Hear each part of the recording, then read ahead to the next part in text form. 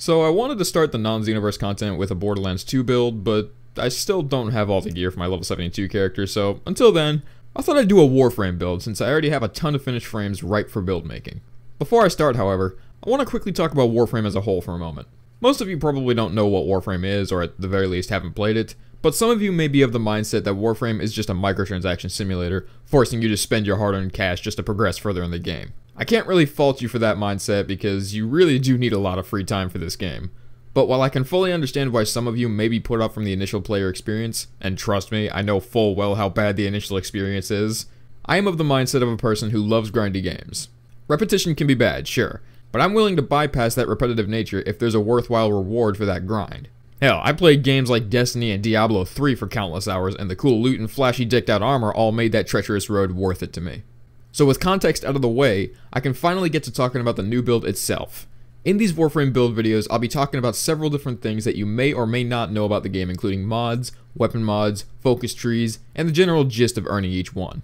So I'll try my best to explain them as thoroughly as I can for those who are unfamiliar with Warframe's mechanics. Anyway, let's get started. The frame I'll be talking about today is Inaros, the mummy frame.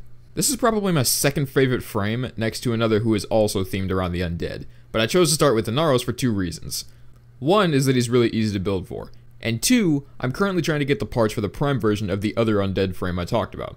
Prime meaning like an upgraded or special version of the base frame.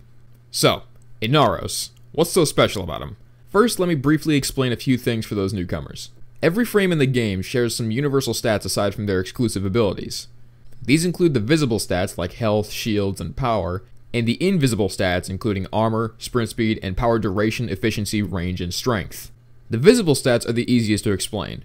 Health and shields are pretty self-explanatory, and power just determines how often you can use your abilities. Even some invisible stats are pretty easy to understand. Armor determines how much incoming damage is mitigated, and sprint speed is... well, I'll let you figure that out. The other invisible stats are a bit more complicated. In basic terms, power duration determines how long skills like Loki's invisibility or Limbo's banish last, but it also affects secondary characteristics of other skills. Skills with damage over time, for example, will lengthen the amount of time the afflicted enemy will take continuous damage. Power efficiency can lower or increase the power cost of your abilities depending on whether or not you build for negative or positive efficiency. Power range simply affects how large of an area an ability will affect. For example, Frost's Snow Globe will get bigger the more range you have, and AoE abilities like Rhino's Stomp will affect a wider radius. And finally, power strength determines how effective your ability will be. So for non-offensive moves like Ember's World on Fire, it'll increase or decrease the base damage, and for non-offensive skills like Trinity's Blessing, it'll increase or decrease how effective the healing and damage reduction will be. These are the primary stats that we'll be building for with these Warframe builds, but when we're working with frames like Inaros who greatly benefits from other factors, we'll also be taking those into consideration. Let's start with Inaros' base visible stats, including armor. Inaros is a weird frame because unlike most other frames, he boasts a whopping 2,200 health at the max gear level of 30 with no vitality mod. To put that in perspective, frames with an above average health rating like Ashe simply sit at 450. So it's safe to say Inaros is among the tank variant of character types. While that is amazing, the catch is that you have no shielding to speak of. Even with a solid armor stat of 200, you'll need some method of healing to do well with Inaros. Luckily, his passive ability does just that, and we'll talk about his passive later. For now, let's quickly talk about the other abilities that we'll be building around. The one ability that we'll be using the most, and therefore we'll be building around, is his first one, Desiccation. This is the bread and butter skill for Inaros since it's a spammable ability that blinds enemies in a cone in front of you. It also applies a small DOT and returns that damage as health. We're not building for strength, so the damage will be negligible. So the only thing we're truly building for is range for blinding as many enemies as possible in a room, and duration to keep the area blinded for as long as possible. Two other abilities that are often used with this build but they weren't my primary focus for the mod setup are Devour and Scarab Swarm. Devour is probably Inaros' best panic situation move. What it does is trap a single target in a small bed of sand and drags them toward you, slowly killing them and healing you in the process. During the entire Devour animation, you are completely immune to all damage. It also takes no extra energy to continue devouring an opponent, meaning you can hold that button indefinitely to ensure that whoever you ensnare dies. And when they finally croak, they're raised from the dead as a sand shadow to fight by your side, which can take the brunt of the enemy aggro, allowing you to gain some distance from any lingering enemies. Scarab Swarm is technically 2 powers in one. Holding the button will cause you to trade your health for a boost in armor, and tapping the button when you're either at or above 25% increased armor will shed that 25% and hurl it at an enemy you're aiming at, dealing corrosive damage over time and healing you and nearby allies standing close to the afflicted target. For the purposes of this build, you'll only need it for the armor boost since you already have plenty of options for healing. The last skill in Inaros' arsenal, Sandstorm, will be the least used skill here. While it is a pretty good crowd control ability, you already have enough of that with Desiccation, and Sandstorm doesn't really allow you to set up Inaros' incredible passive ability. I'm talking about his ability to heal for every finisher he performs. Finisher attacks in Warframe are done by melee attacking an enemy who is unaware of your presence. Normally you'd think primarily stealth frames like Loki and Ashe would be the best for setting up finishers, given their cloaking capabilities. But Inaros can set up finisher kills with his Desiccation ability. Simply spam the ability to blind an entire room, then pick them off one by one, gaining health with every kill. There still lies one problem with that though. What if you're going after an extremely high level enemy who's likely not to die in a single strike? Normally that would be the natural progression of enemy strength, so of course, no normal melee weapon can kill an enemy in one shot if they're high enough. But one weapon type pretty much ignores all the rules of enemy progression: daggers. Alone, I don't find daggers all that impressive. Not when there are objectively better swords and axes like the Nakana Prime or Sindo Prime. But a single mod cements daggers as a worthy competitor for your melee slot, and that mod is called Covert Lethality. With Covert Lethality on any dagger weapon, any finisher performed will instantly kill whatever you're attacking. It doesn't matter what level they are, how high their defense is, if Chuck Norris blocked it with his chin, if you hit them with a finisher attack, they're dead, no questions asked. That is, if the enemy you're attacking isn't immune to finishers, so it won't work on enemies like the infested Juggernaut. So not only do your DOT attacks like Desiccation, Devour, and Scarab Swarm heal you for each damage take, ignoring the fact that I didn't spec for power strength, but you also restore a large chunk of health for every finisher you execute. If you want a Covert Lethality mod, you can get it from a high-level spy mission. The dagger I personally like to have on hand with this mod is the Karis dagger, which naturally deals toxin damage. It doesn't matter what dagger you use or how you mod it, Covert Lethality will work regardless. Speaking of mods, I think it's time we finally talk about how I modded Inaros. As I said earlier, I primarily modded for duration and range so I can spam Desiccation and render most enemies useless long before the engagement even starts. To make sure I had enough room to fit every mod I need on Inaros, I chose to use the Corrosive Projection Aura mod.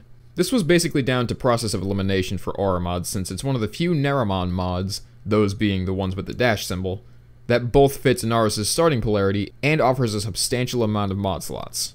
For you newbies, you can apply aura mods to your Warframe to add passive effects like health and energy regeneration to your squad, as well as add more mod slots to use for higher costing mods. If the aura matches the polarity, or the symbol of the frame's aura slot, then it doubles its current capacity, allowing for more expensive mods to be used. Anyway, back to the topic of duration and range.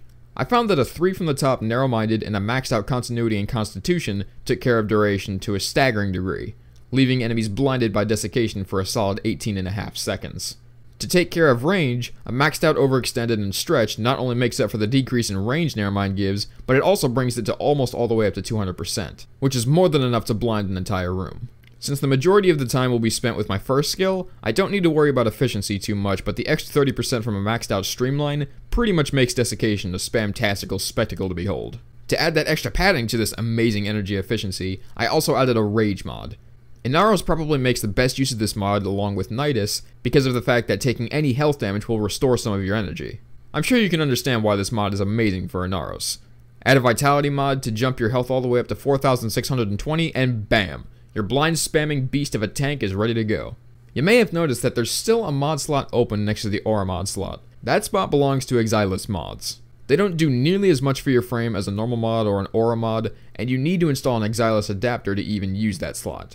I didn't feel it was necessary, 1, because using that slot would require me to install a couple of Former to lower the cost of my mods to make space, which would then require me to re-level Inaros several times, and 2, I couldn't be fucked to even bother with it. And to add the icing on the cake, I may as well touch on my weapon loadout.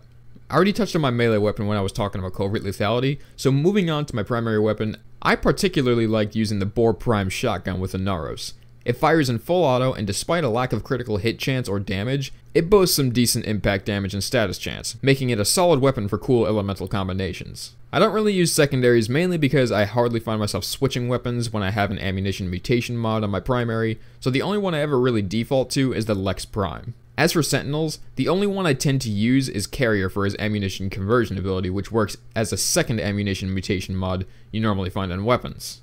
I opted to take off its weapon, however, since I'm constantly grinding for focus and I need a majority of XP to go to my Xenoverse focus tree. Now, there's just one thing I have yet to talk about when it comes to Inaros. How exactly do you even get his parts? I know it would have made more sense to talk about something like that way earlier in the video, but I already wasted plenty of time talking about the basic mechanics of Warframe in the beginning, and I'm certain most of you would want me to shut the fuck up and get on with the actual build if I did that. Anyway, it's no secret that the crafting times in Warframe are kind of retarded. How retarded are they? Well, it takes 12 hours to craft a weapon. Not convinced? How about the same time frame to craft one of the 3 pieces for a single frame, and then another 3 fucking days to craft that same frame? As I said earlier in the video, Warframe is extremely grindy and you'll need to put a lot of time to get the most out of it. Now, most frames are fairly straightforward with how you get their 3 parts. Simply farm a single boss until you get all 3 of their parts, then start the crafting process. For some newer players, you may find the extra grind for the materials for those parts can also be a bit time consuming. But recently, more and more of the frames and their drop locations have been getting a bit more convoluted in their acquisition. Frames like Valbon and Ivara can only drop their parts from specific events, some of which don't even have a chance to drop you the part that you need. And others like Chroma, Mirage, and of course Inaros drop their parts from their respective quests. Inaros gets his parts from the Sands of Inaros questline. To get this quest, you'll first need to purchase a blueprint for it from an NPC called Baro Katir, who is essentially Warframe's version of Shiver from Destiny, or the TP Metal Shop in Xenoverse 2. You'll need 25,000 credits, but it's not nearly as much as you think, trust me, and 100 ducats. Ducats are a separate currency from credits that you get by selling prime blueprints at the Void Trader kiosk at any relay in the game. You can get prime parts by completing Void Fissure missions and collecting enough reactant within each mission to open the Void Relic that you get, are you still with me? From various sources such as spy missions and from relic packs that you can buy from your syndicate, or faction with your standing that you get by completing syndicate missions. You know, explaining this out loud really opened my eyes to how anyone would say fuck this game. Anyway, once you've crafted the key to start the Sands of Inaros questline, then finishing the quest should be fairly simple. You may get stuck on the vessel challenges, so I advise you go to the Warframe wiki for some pointers. I know, it's kind of depressing that you're better off looking up stuff for a quest rather than actually going through it normally. By the end of the quest, you'll have all 3 parts for Inaros, so all that's left is crafting those parts, which again takes 12 hours each. Luckily, you can craft them all at the same time. Purchasing Inaros' blueprint from the market, then crafting Inaros himself, which, as already mentioned, takes 3 days to finish. Or, if you have it, 50 platinum to rush the crafting process. Alright, I think that about sums up Inaros in a nutshell. Like I said before, Warframe may be extremely intimidating to get into, but if you have the time for it, then the payoff can be great. And while this probably won't convince anyone to try it, for those of you who are interested, I might make more of these builds in the future since I still have plenty of frames to work on. Anyway, the next build video will most likely be on Borderlands 2 like I wanted to do, since there isn't much gear left that I need to grind for that level 72 character, but if I were to make another Warframe build video, it'll likely be on the aforementioned second undead themed frame, Necros. Look forward to those, and I'll see you in the next video.